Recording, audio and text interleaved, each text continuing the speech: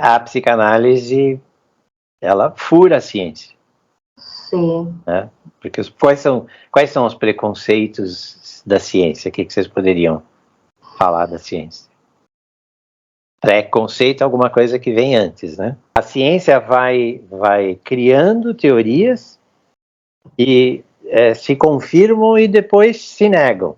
Aí cria uma outra teoria, confirma e nega. Outra teoria, confirma e nega. E há sempre o quê? A questão da dúvida. A ciência é aquela que duvida.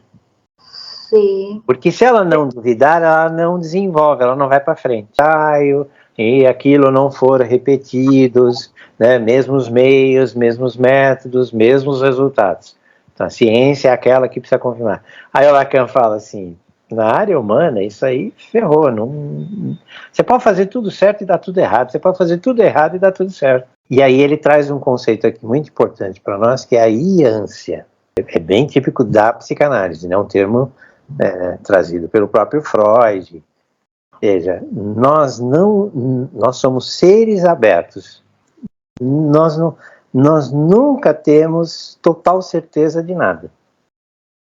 Uhum. Veja, e nós estamos sempre entre uma coisa e outra. Nunca é só aquilo. É aquilo, mas pode ser outra coisa. Sim. Está, de certa forma, sempre em potencial. Na natureza, você pode dizer assim, a semente. Sim. A semente é um ser aberto. Sim. Porque ela está semente, mas ela não ficará semente. Iância é basicamente um espaço. Uhum. É um espaço que divide o antes e o depois. Tá. Ele diz assim, esta iância é uma marca dos seres vivos, de uma forma geral, mas muito mais importante no homem, né? No homem, no ser humano, porque ele está sempre entre uma coisa e outra. Ele diz assim, não somos fechados, somos abertos. Sim. Abertos para quê? Para uma mudança. A história do não ser e sim estar, né? Eu estou em processo, eu estou envelhecendo, eu estou, né? É aquela coisa do estar, do continuamente estar. Então ele fala assim, isso para a ciência, porque a ciência ela precisa de alguma forma, para poder estudar um objeto, ela precisa travar esse objeto no tempo. Sim. Não pode ser alguma coisa que está se mexendo, fixo lá. Para que eu possa observar, senão eu não tenho como observar. Para que eu possa repetir o experimento, eu tenho que fixar as coisas para poder repetir. Ele fala, esquece, com o humano não rola. Você não fixa a pessoa nunca, em lugar nenhum e em nada. O pensamento é um objeto. Tá? Tá. Eu tenho um caminho a percorrer. Tá. Né? A relação com um objeto. A relação com uma pessoa que também é um objeto. Há sempre um caminho. E ele fala, este caminho tem várias iâncias, tem vários intervalos, espaços de divisão. Ao invés de ele se preocupar muito com a coisa, ele está preocupado com o vazio da coisa. Está muito ligado ao seminário 3, que ele está falando do buraco. Que ele vai dizer assim, este buraco, que é o que vai perturbar o psicótico, ele perturba todos nós. Entre um significante e outro, há sempre um espaço. Eu estou falando uma palavra atrás da outra, mas eu estou dando intervalo entre uma palavra e outra. São iâncias. E ele vai dizer assim, aonde neste intervalo aparece o quê? Aparece o sujeito do inconsciente. Ele cria, vamos dizer assim, né, uma espécie de função para esse intervalo que existe entre um significante e outro. Não é a duração. Tem alguma coisa da duração também, tá? Mas vai discutir bem lá para frente. Ele vai dizer que porque quem é que está articulando o significante 1, que ele chama de S1, com o significante 2. Ele vai escolher a próxima palavra. O sujeito aparece aonde? Aparece nesses intervalos. Quando nós estamos falando, o S1, ele engata o S2, mas ele engata em potencial, porque pode ser qualquer S2. Eu não sei qual é a próxima palavra que virá. Pode ser qualquer uma. Especialmente na psicose, porque aí o cara vai catando qualquer coisa que vier pela frente e vai falando. Ele fala assim, o analista é o cara que meio que volta para a escola para aprender tudo de novo, né? Porque assim, ele se interessa por essas formações muito básicas, né? Um significante, vamos usar o termo, né? Ele não tem em si um sentido. Ele pode significar qualquer coisa. Quando eu monto as frases e coloco, vamos dizer, regras, por exemplo, de declinação, ele começa a ter sentido. Quer dizer, esta matriz que serve para tudo, né, como é que eu uso isso? O analista está atento a estas formações, né, o como é que eu estou falando sobre mim, sobre o outro, sobre a vida, sobre os fatos, sobre a minha história, a história do outro, e ele fala assim, como é que isto é montado, né? Então ele dá o exemplo do psicótico, que ele diz assim, né? Que se diz é que o isso que aparece aí é o id, né? Parece que esse cara é o famoso inconsciente a céu aberto. E ele diz que nunca falou isso, mas muita gente diz que ele falou. Que até mesmo o Freud teria falado. Sim. Não sabe bem quem, mas fala-se muito sobre isso, né? A psicose seria o inconsciente a céu aberto.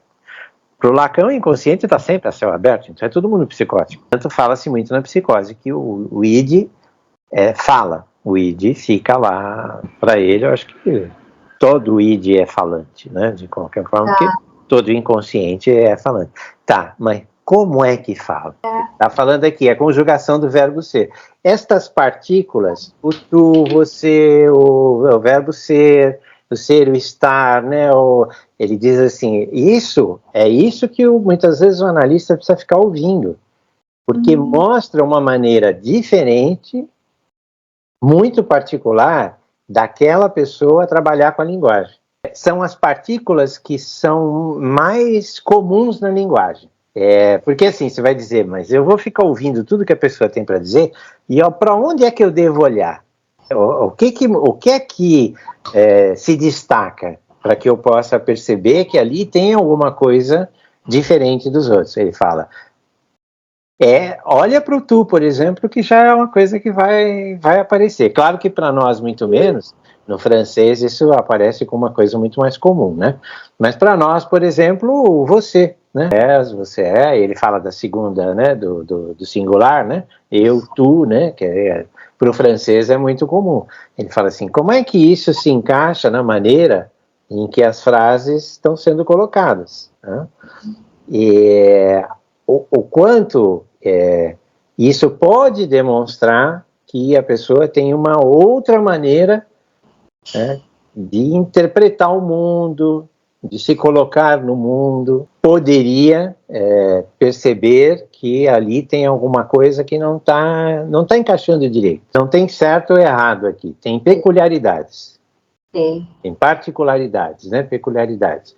Ele fala, porque raramente a pessoa solta lá uma palavra que é totalmente desconhecida, ou ela inventa uma palavra nova, a não ser que seja um psicótico, né? O psicótico fica inventando palavra o tempo todo, aí ele fala assim, aí tá na cara, tem alguma coisa bem desorganizada do significante, né? Na psicose. Na neurose não, ao contrário, a pessoa faz questão de falar tudo direitinho. Sim. Mas na hora que ela está falando direitinho, a forma como ela fala, especialmente como ela usa essas partículas, que são as mais, né, as mais comuns, as mais importantes, ela pode trazer alguma indicação de como é que esta pessoa se relaciona, por exemplo, com os outros.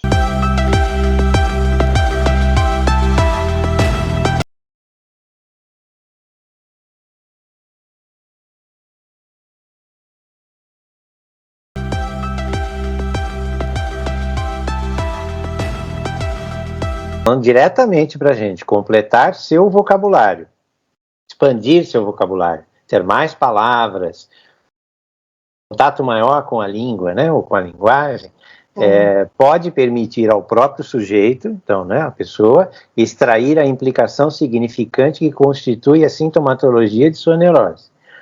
Então, diz assim, por que colocamos a pessoa para falar?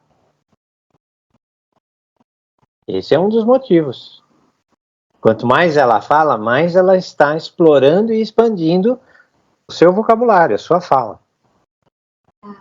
A chance de aparecer alguma coisa, né, diferente, alguma coisa nova, alguma coisa que leva a um novo lugar, é muito grande. Por isso, assim, fala, conta mais sobre isso. O analista está sempre meio que impulsionando para que a pessoa fale mais. Mas eu já te contei essa história. Conta de novo. A gente sabe que não é exatamente a mesma coisa que vai aparecer, né? Vai aparecer algo semelhante, mas dito de uma outra maneira, e algo pode se movimentar. Lembra? O que é que está ligado lá por trás do significante, como é que a montagem da cadeia está se processando, e aí a pessoa repete outra vez, faz outra fala, modifica alguma coisa, algo novo pode aparecer. As ligações que a gente está vendo lá que estão no inconsciente. Eu já falei isso e vou repetir, o Lacan recomendava fazer palavras cruzadas todo dia. É uma maneira de você forçar o vocabulário. Sim. Certo? Vai aparecer um monte de coisa ali na palavra cruzada, especialmente as mais difíceis, né, que não são palavras do dia a dia. E, além de tudo, a palavra cruzada, ela força as conexões. Né, porque aparece a dica ali, né, do que né, tem naquela coluna, naquela linha. E fica forçando a mente para tentar... peraí, mas... o que é que encaixa aí? Ali, às vezes, tem uma letra, né? Porque apareceu de uma outra palavra no cruzamento. Aí você fala, por que os neuróticos melhoram fazendo terapia? Está falando livremente, sem o compromisso de agradar ou desagradar o analista, não é uma pessoa do dia a dia dela, não tem, emocionalmente, inclusive, está livre também, pode falar besteira. Não é uma fala que não é a fala do dia a dia. Sim. Mas uma das coisas que está acontecendo ali é que as associações entre os significantes estão se modificando. Veja a riqueza da nossa linguagem, né? O quanto nós estamos invocando, atribuindo, chamando, né? Dizendo do outro. Então ele fala assim, tu é uma ferramenta, né, que não tem limite. Né? Ele fala que o tu também é a própria pessoa, muitas vezes, né? Ela está manifestando alguma coisa. Tu me seguirás. Eu estou dizendo que para o outro que ele vai me seguir. Eu estou falando de mim mesmo, que dando uma ordem, né? Tu me seguirás. Será que o outro vai me seguir mesmo, de fato ou não? Não sei, né? Mas eu estou expressando, que ele chama de invocação, né? Eu estou invocando o outro, para que ele seja, né? Os movimentos políticos são sempre invocatórios. Venha fazer parte do partido X porque você vai revolucionar o mundo, está invocando as pessoas, chamando, né?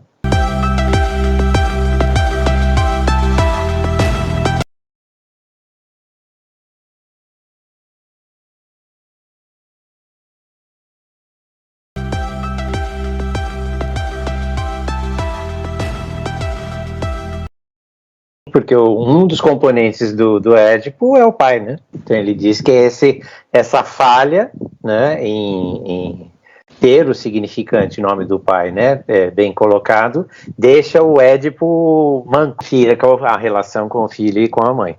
E a gente usa muitas vezes essa máxima dizendo assim, o psicótico é aquele que não se separou da mãe.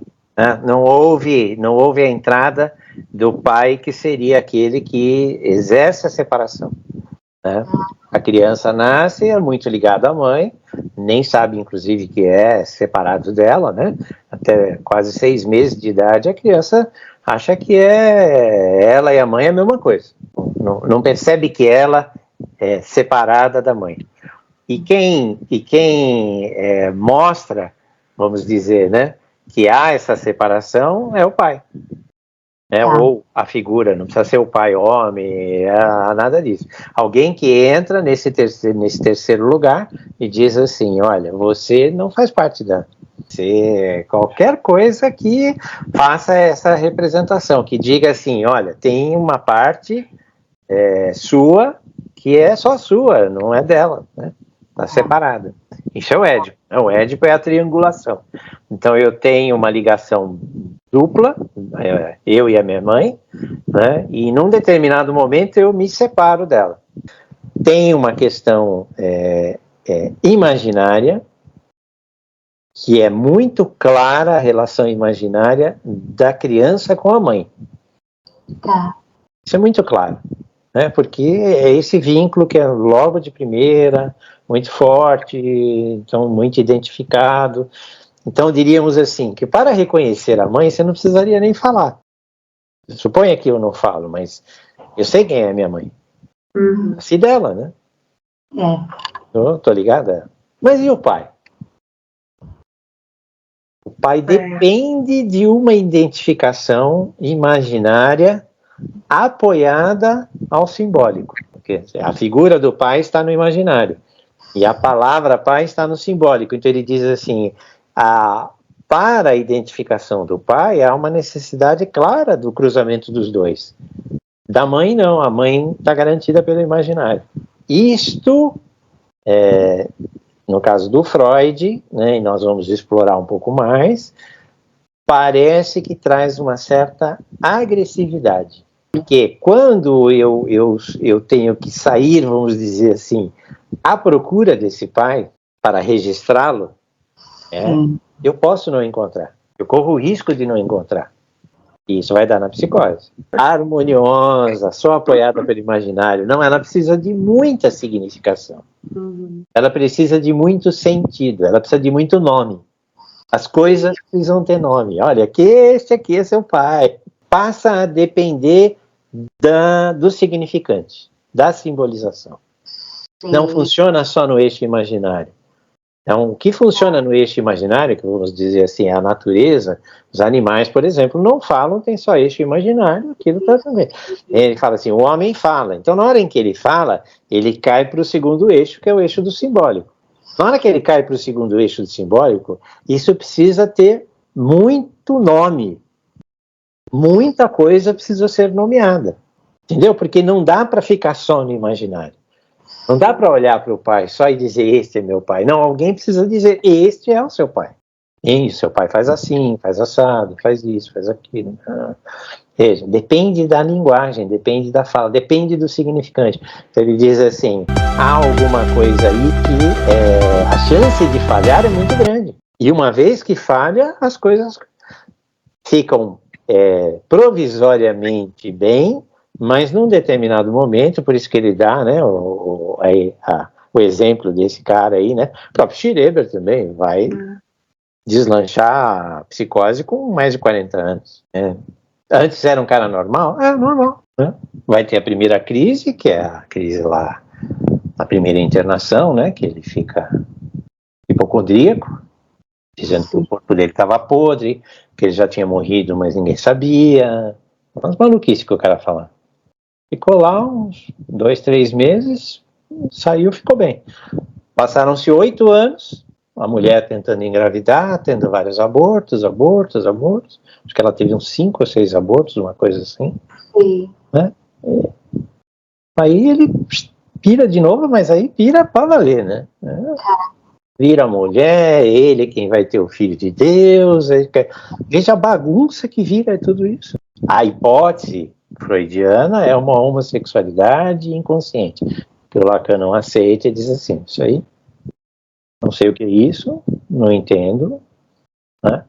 Para mim foi essa história dessa tentativa insistente em ser pai. Sucedida muitas vezes.